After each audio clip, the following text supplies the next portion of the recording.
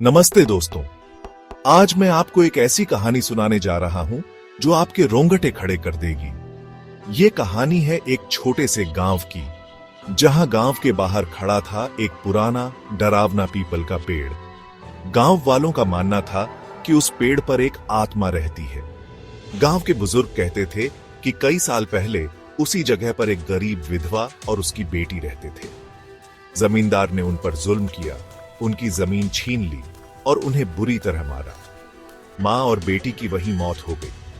उसी जगह पर यह पीपल का पेड़ उगा और तब से वहां अजीब अजीब घटनाएं होने लगी। अब गांव के लोग उस पीपल के पेड़ के पास जाने से कतराते थे, खासकर रात के समय। कहते हैं कि जो भी वहां रात में गया वह कभी वापस नहीं लौटा।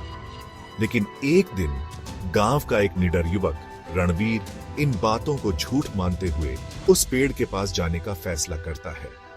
वह मानता था कि यह सब सिर्फ गांव वालों की घड़ी हुई कहानियां हैं। अमावस्या की रात थी। चारों ओर घना अंधेरा छाया हुआ था। रणवीर ने मशाल उठाई और पीपल के पेड़ की ओर बढ़ा। जैसे ही वह पेड़ के पास पहुंचा, हवा अचानक ठंडी हो गई। पेड़ के पत्ते अपने आप सरसराने लगे, जैसे कोई उनमें से गुजर रहा हो। रणवीर ने पेड़ को छूते हुए कहा, कहां है वह आत्मा? मुझे तो कुछ नहीं दिख रहा। तभी पेड़ से एक औरत की धीमी मगर डरावनी आवाज आई, तूने मुझे बुलाया है, अब तू बच नहीं सकता।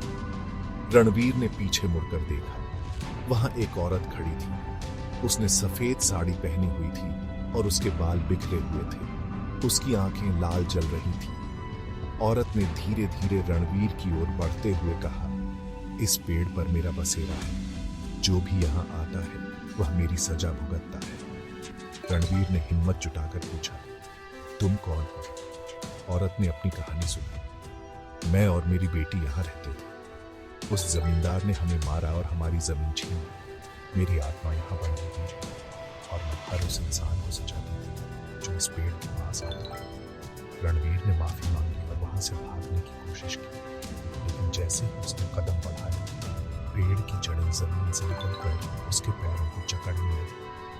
रणवीर ने बचने की बहुत कोशिश की, लेकिन वह अपनी जगह से नहीं हिल सकी।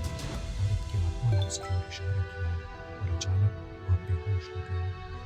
अगली सुबह गांव वालों ने रणवीर को पेड़ के नीचे बेसुध पाया। उसका चेहरा सफेद पड़ चुका था और वह कुछ भी बोलने की हालत में नहीं था। जब उसे होश आया, उसने पूरी घटना बताई।